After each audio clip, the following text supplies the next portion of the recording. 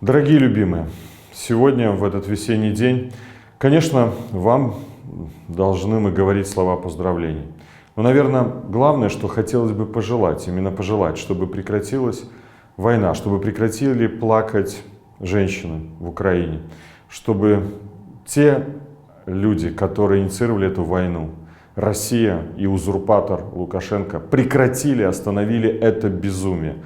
Мы очень переживаем в эти дни вместе с Украиной и украинским народом.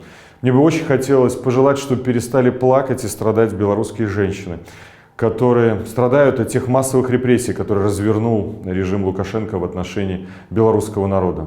Хотел бы пожелать искренне, чтобы как можно быстрее вышли из тюрем те женщины, которые выступили против насилия, против мракобесия в нашей стране и сегодня не могут быть также рядом со своими любимыми.